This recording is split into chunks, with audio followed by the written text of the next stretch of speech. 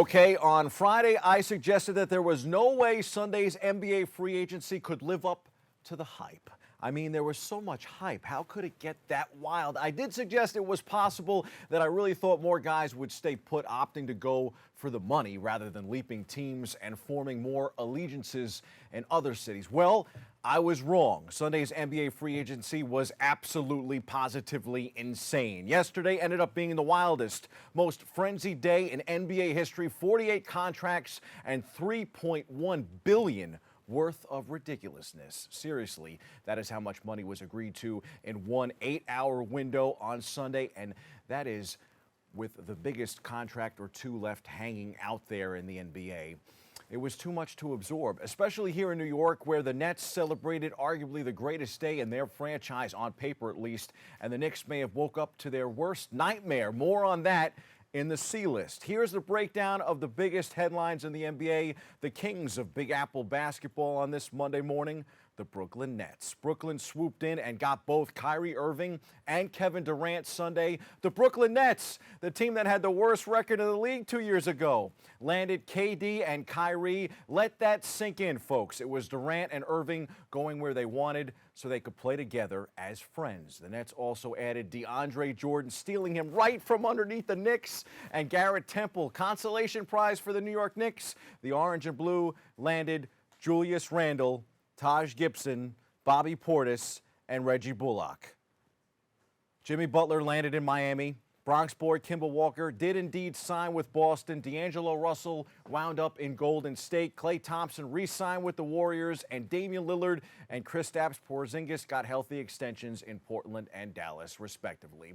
Russell's max deal in Golden State is interesting, and a part of a sign and trade that sent Andre Iguodala to Memphis. Curry, Russell, and Draymond Green should be able to get the Warriors back to the playoffs. Meanwhile, Kawhi Leonard is taking his sweet time, leaving the LA Lakers, LA Clippers, and the Toronto Raptors dangling, folks. While everyone else was moving at light speed on Sunday, Leonard was laying low. He met with no teams. For the Lakers in particular, if they don't get Leonard, other max players like Butler are gone. And some of the role players they would have wanted, like J.J. Redick, Patrick Beverley, Trevor Ariza, for example, are off the board too, making it harder to fill out the roster around LeBron James and Anthony Davis. The Sixers also signed Al Horford in free agency too. Too many moves to detail them all, so check out NBA.com for more. What a day. What a day.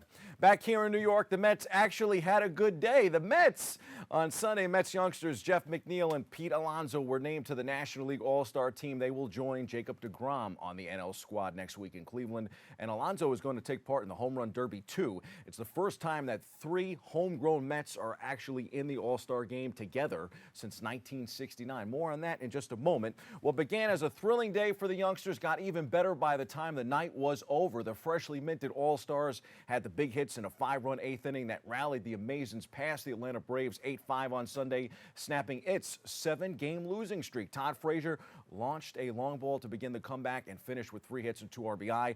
McNeil batting a major league best .348, and J.D. Davis also had 3 hits apiece for the Mets. They prevented a 3-game sweep by the NL East leaders and won for only the 5th time in 18 games. Here's Mets manager Mickey Callaway in the postgame.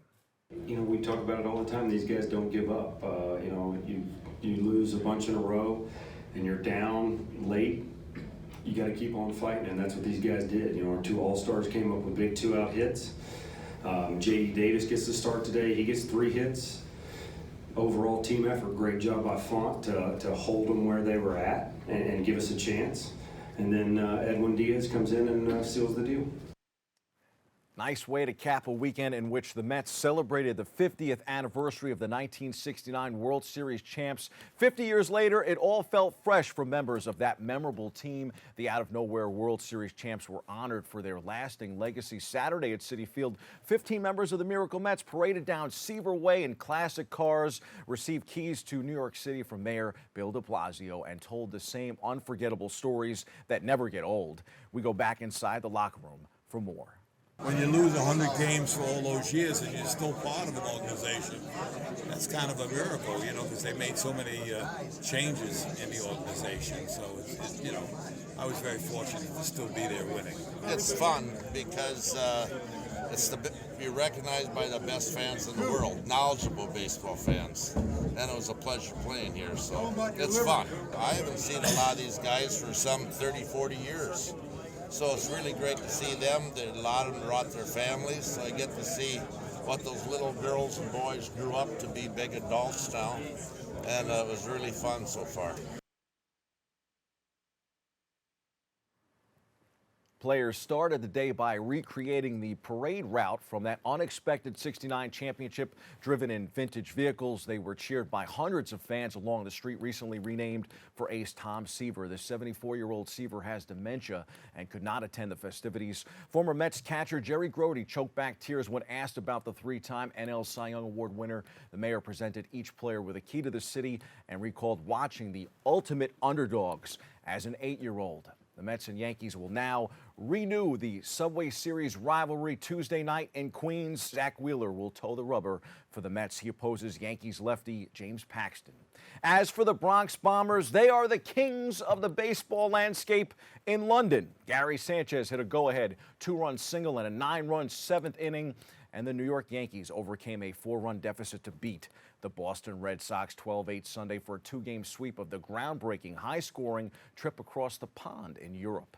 Time for some quick hitters from around the world of sports. Wimbledon action is underway. The All England Lawn Tennis Club in London takes center stage with baseball exiting stage left in Britain.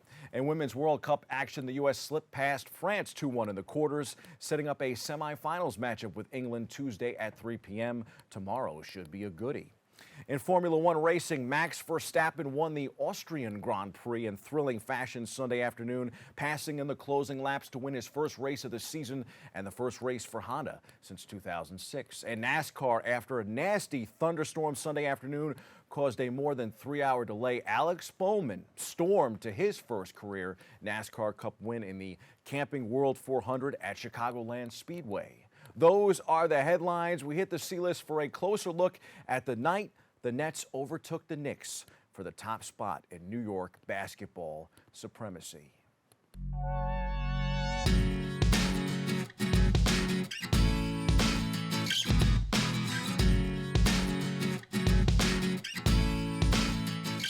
The Orange and Blue have had so many low points over the last 20 years that it's actually hard to rank them. But Sunday, what happened on Sunday has got to be at the top of the list. It would have been understandable if they missed out on Kevin Durant because he decided to re-sign with the Golden State Warriors, who could have offered him a max contract. But the Knicks lost Durant to the Brooklyn Nets, the supposed junior varsity in town that also landed Kyrie Irving, because they elected not to offer Durant a max deal.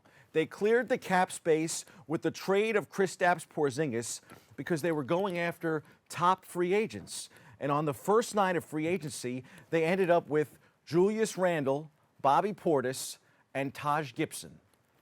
Durant and Irving clearly wanted to play in the Big Apple, but they chose to play with the Nets instead of the premier team in the league's biggest market. I have no words, folks. Conversely, the Nets have two of the best players in the NBA, a gut punch to the Knicks. KD announced on Sunday via his sports business network, The Boardroom, that he will be playing with the Nets next season. Did I just say that? The two-time Finals MVP is expected to sign a 4-year contract worth just below the max of $164 million. Durant is expected to be joined by his friend Kyrie Irving, who reportedly will work quickly on reaching an agreement with the Nets. Durant is expected to miss next season due to an Achilles injury suffered in the NBA Finals. But between Irving and the Nets' young core, they should have more than enough talent to compete in the Eastern Conference in his absence. The Nets won just 20 games 3 years ago, and were left mostly barren after the failed Kevin Garnett, Paul Pierce trade. But if Durant returns to prior form after his rehab, Brooklyn should compete for a championship. The core in the BK includes Karis LeVert, Spencer Dinwiddie, Jarrett Allen, and others that helped lift the Nets to the playoffs last season. An amazing development here in New York. A night for dreams in Brooklyn and nightmares on 33rd and 7th. That's your look at sports. I'm Bobby C. Right back after this.